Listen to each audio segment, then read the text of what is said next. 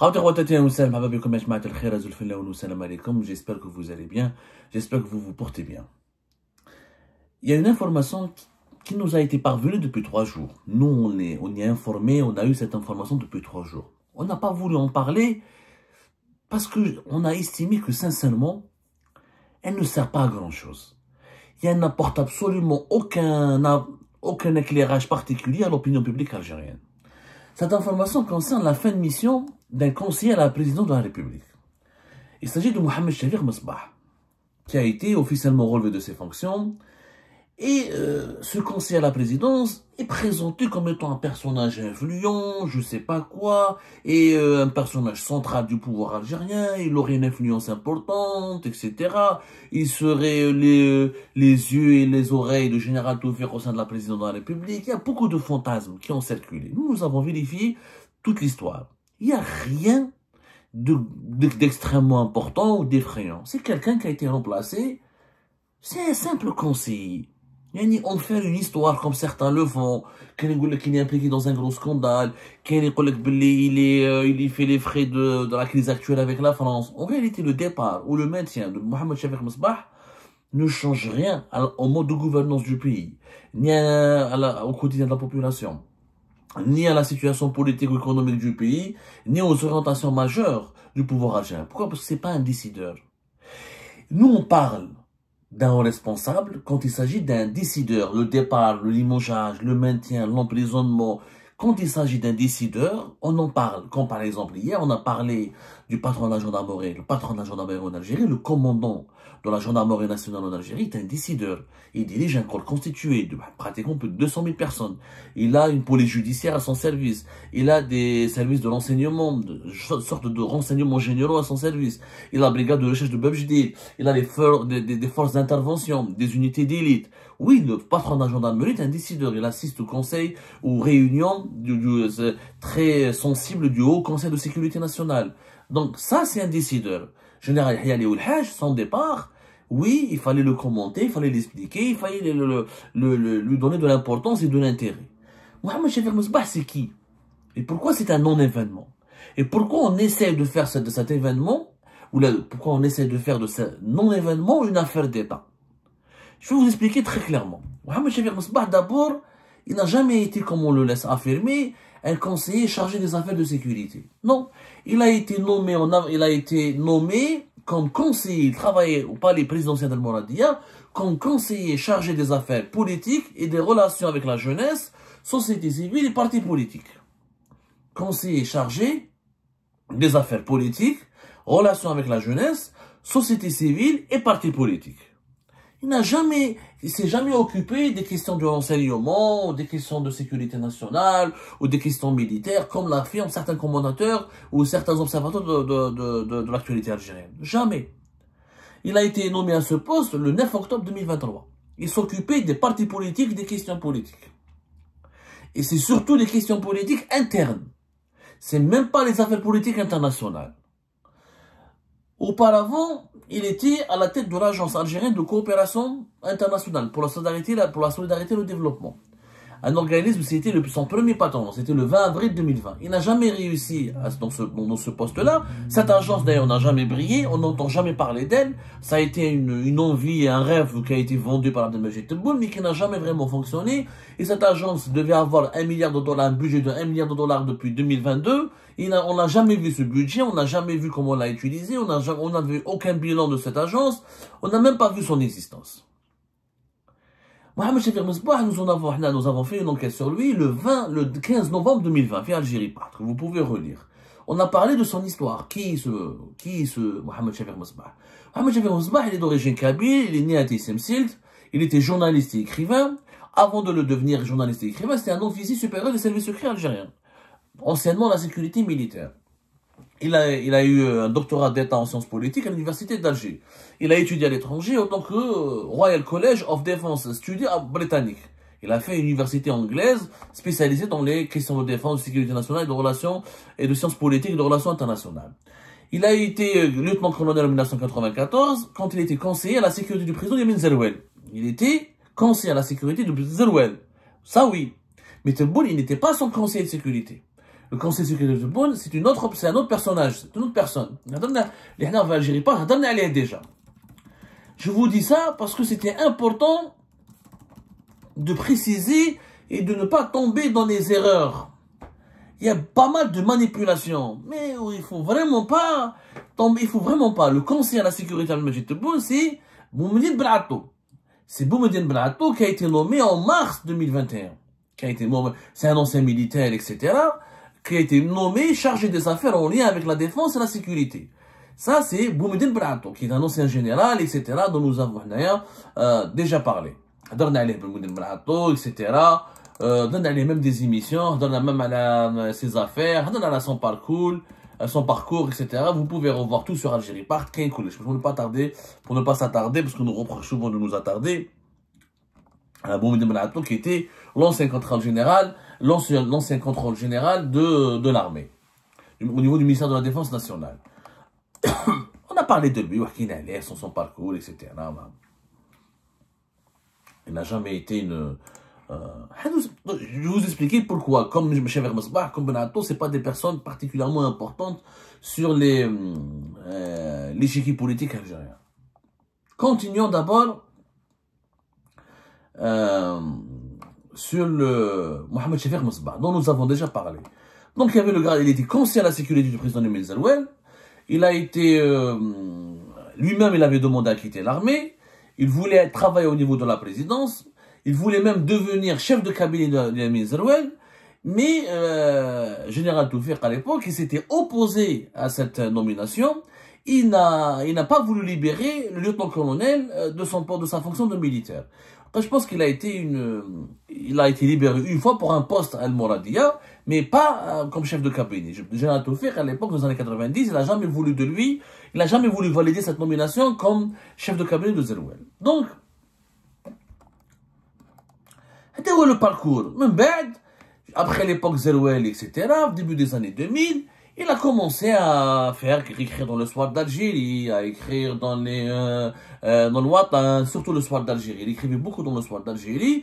Il s'était illustré par ses tribunes. C'est vrai qu'il a une belle plume. Il connaît certains enjeux de la politique interne en Algérie. Il maîtrise quelques questions internationales. Mais voilà, c'est pas un cerveau non plus. C'est pas quelqu'un de particulièrement, d'exceptionnellement brillant. Des esprits brillants, il y en a beaucoup plus. Bon. On a parlé de lui, ou à sa relation avec Mohamed Cheikh Masbah. Dans notre enquête sur lui, on avait raconté son véritable parcours. On a expliqué par exemple que Cheikh Masbah, c'est lui qui gérait les affaires de l'ordre Brahimi et de ses deux fils, Salah, qui était le PDG de Grey Matter International, une société de consultants située à Washington. Ses enfants, les enfants de l'ordre Brahimi, faisaient dans le business et lui, il était il avait leur confiance, il participait à les aider à développer leurs affaires. C'est ça en fait, quelque sorte. Franchement, pourquoi je vous dis... Bon, il a des choses, on peut lui reprocher beaucoup de choses. Hein. On peut vraiment lui reprocher beaucoup de choses, son interventionnisme. Lui, il fait croire qu'il est très proche de Général Toufik. Il fait croire qu'il est exceptionnellement apprécié par les services secrets algériens. C'est pas le cas, c'est vraiment pas le cas. S'il était vraiment apprécié par les services secrets algériens, il aurait fait carrière au sein des services. Il aurait été devenu général. Il serait devenu patron de la DDSE. Il aurait pris le bureau de sécurité de l'ambassade d'Algérie à Washington, ou de l'ambassade d'Algérie à Paris, qui m'a Bendaoud, le général Bendaoud, qui m'a le général Abdelmalek, qui m'a il aurait fait carrière qui m'a le général Abdelkader, qui m'a général Tartag.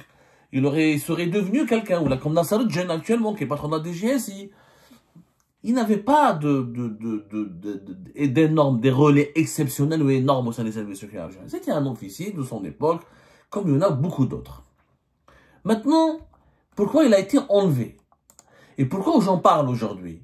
Ce n'est pas un décideur de premier cercle. En Algérie, pour avoir de l'influence, où il faut être responsable d'un corps constitué, des GSN, des GSI, des DSE, Gendarmerie nationale, des CSA, ou travailler directement comme un des membres du cabinet, ou directeur du cabinet du président de la République, du chef d'état-major de l'armée, au secrétaire particulier du président, au secrétaire particulier du chef d'état-major de l'armée, ou être un ministre puissant du gouvernement, être éventuellement un premier ministre, être très proche, un bras droit, Abdelmajid Tebboune. Les cercles qui sont puissants et influents en Algérie, on les connaît. Boualem, il est puissant. Directeur de cabinet de Tebboune, ancien conseiller des affaires juridiques et judiciaires, il l'a accompagné dès le départ, ancien patron de l'organe des écoutes téléphoniques et communications électroniques en Algérie, entre 2016 et 2019. Ça, c'est un mec puissant. Vérité. Eh ben oui. Les actuels patrons des corps constitués en Algérie sont influents. Tebboune, son secrétaire particulier, Hamada Jamirouche, est influent. Les autres sont pas particulièrement influents. Bon, ben, la Kamal Sidi Saïd, le directeur général du service de la communication de la présidence, il a l'écoute et a la confiance de Tebboune. Mais il n'est pas influent sur lui. Quelqu'un qui est influent sur Tebboune, c'est quelqu'un qui parle avec Tebboune, qui lui dit son avis, et Tebboune prend en considération son avis, et Tebboune lui donne des dossiers sensibles. Gérer les médias, c'est pas très sensible. Gérer les dossiers économiques, c'est sensible. Gérer le cabinet de la présidence, c'est sensible. Confier le suivi des affaires judiciaires et juridiques les plus sensibles du pays, ça c'est sensible. Les plus importants du pays, ça c'est sensible. Donc les vrais décideurs en Algérie se comptent sur les bouts des doigts. En réalité, leur nombre est encore plus limité qu'à l'époque de Bouteflika. Bouteflika, il avait un clan. Il avait avec lui un véritable clan. Il y a des conseillers, des ministres, les frères de Saïd, son frère, etc., des hommes d'affaires. Avec le régime Tebboune, les vrais décideurs sont très peu nombreux. Mais ce compte sur les bouts des doigts. Entre Chengueleha et Tebboune, les vrais décideurs ne dépassent pas le nombre de 10. Allez, on va dire 15. 15 entre décideurs et vrais influents. Des vraies personnalités qui ont une influence importante sur le pouvoir. Les autres, c'est des petites mains. C'est pour ça que moi, je n'aime pas m'attarder sur des petites mains. Mohamed Chafik Mosbah, c'est une petite main. Il faisait des rapports, il faisait des notes de conjoncture, il faisait des synthèses qui n'étaient pas particulièrement prises en considération par Abdelmajid Tebboune. Chafik Mosbah, c'est pas le genre il n'avait pas cette possibilité d'entrer dans le bureau de Tebboune, de lui demander une audience, de le voir plusieurs fois par semaine, ou une fois par jour. Il n'avait pas son écoute, il pouvait pas se permettre de donner des conseils directs à Tebboune. Non, il n'a pas ce rang-là. C'est pour ça, en plus, c'est un homme qui est malade. C'est un homme qui est malade, qui a une maladie, apparemment une maladie assez grave, une maladie assez handicapante, etc. Bon, c'est pour ça. Moi, je pense qu'il a été enlevé davantage à cause de son état de santé. Maintenant, beaucoup de rumeurs circulent. Et que Mohamed Chafik Mosbah, il a été enlevé parce que Tebboune soupçonne que Mohamed Chafik Mosbah a beaucoup de relations avec les Français. Il a des relations avec certains décideurs français. Il a des relais en France. Il est proche de certains lobbies en France. Et on a voulu l'éliminer parce qu'on doute de sa loyauté. On a peur qu'il sorte des informations qui sont au niveau du palais présidentiel. Et toute personne qui a une relation poussée ou suspecte avec la France, elle fait l'objet d'une enquête et elle est éliminée du centre du pouvoir. Une hypothèse. C'est possible. D'autres disent qu'il est cité dans un dossier où il est mêlé au patron de la gendarmerie. D'autres disent qu'il est cité dans un dossier où il est mêlé à Farid Zine Béchir. En réalité, c'est pas important. La cause n'est même pas importante. Parce que Mohamed Chafik Mosbah, c'est pas un décideur. C'est un légume sur un couscous. Bon, en tant que conseiller, il a des privilèges. Il avait droit à un passeport diplomatique, il avait droit à un bon salaire, à un cadre de travail agréable, à des avantages financiers et sociaux. C'est malheureux pour lui. Mais ce n'est ni heureux ni malheureux pour l'Algérie. Il n'avait pas de poids. Tebboune, il faut savoir que son cercle, il est extrêmement restreint. Que mes Mirouche Hamadej, Boualem, ses enfants, Mohamed ou Khaled, surtout Mohamed Tebboune, et son secrétaire, j'ai cité, Kamal Sidi Saïd, un petit peu, et pas tout le temps, et 2 ou 3 autres personnages qui sont dans son entourage, qui n'occupent pas des fonctions officielles, ou en tout cas des fonctions affirmées, comme par exemple l'ancien journaliste Mounir Boudjema, ancien directeur de Libération, l'ancien directeur de cabinet du général Tawfiq, général Hajar Douane. Ces gens-là, oui, ils sont influents. Parce Tebboune les voit souvent, ou les consulte, ou les écoute, ou là, il leur tend l'oreille. Si Chengueleha, c'est la même chose. C'est un nombre très précis. Son directeur de cabinet, général Jouadi, quelques-uns de son secrétariat, un ou 2 chefs de légion. C'est extrêmement limité. C'est ce qui rend la nature du pouvoir algérien encore plus complexe et plus obscure. Le pouvoir algérien actuel, il est plus difficile qu'avant. il est beaucoup plus difficile à bouger, il est beaucoup plus difficile à bousculer, il est beaucoup plus difficile à obtenir une réponse de sa part ou à négocier un compromis avec lui, parce que il n'y a pas beaucoup de décideurs influents sur lesquels on peut avoir un pouvoir d'influence, avec lesquels on peut dialoguer, ou avec lesquels on peut chercher des solutions, ou sur lesquels on peut faire des pressions pour aboutir à une situation souhaitable. Le nombre de décideurs est tellement limité que le pouvoir est très fermé sur lui-même. Quand le pouvoir est très fermé sur lui-même, ça veut dire qu'il est opaque et ça veut dire qu'il est difficile à manier. Qu'il est extrêmement difficile. Si tu n'arrives pas à convaincre toute bonne personne, ou tu n'arrives pas à accéder à toute bonne personne, ou à Saïd Chengriha en personne, on va avoir beaucoup de mal à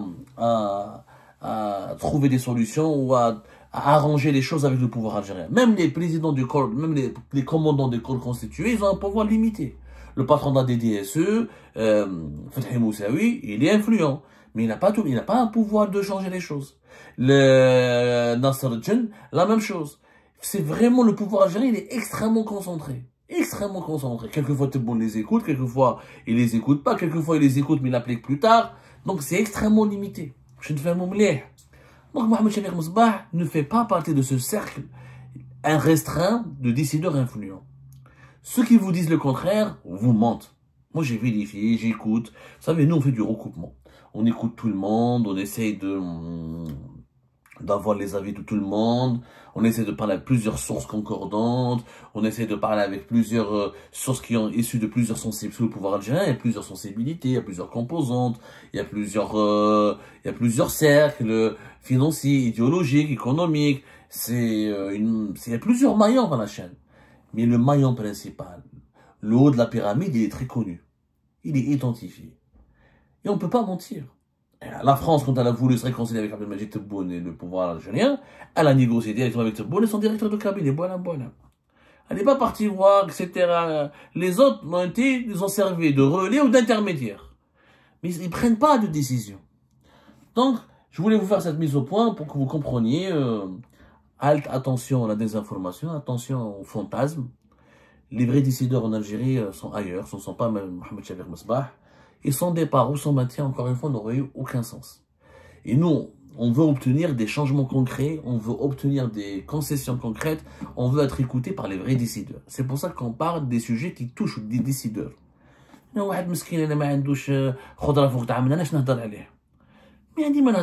ne dis pas ça pour blesser Mohamed Chafik Mosbah, ni pour le blesser, ni pour le glorifier, ni pour relativiser son implication dans un quelconque scandale. Peut-être qu'il est impliqué dans un scandale, peut-être qu'il est dans une affaire judiciaire plus tard.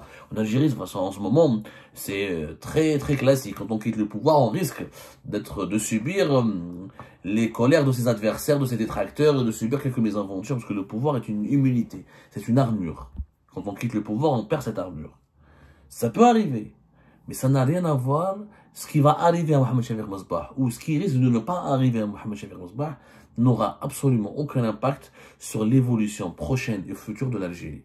Parce que les vrais décideurs sont ailleurs. Les vrais décideurs, on les a nommés et c'est avec eux qu'il faut travailler, c'est avec eux qu'il faut échanger, c'est sur eux qu'il faut exercer des pressions et c'est eux qu'il faut essayer d'atteindre pour mener l'Algérie vers un autre mode de gouvernance, vers un meilleur mode de gouvernance.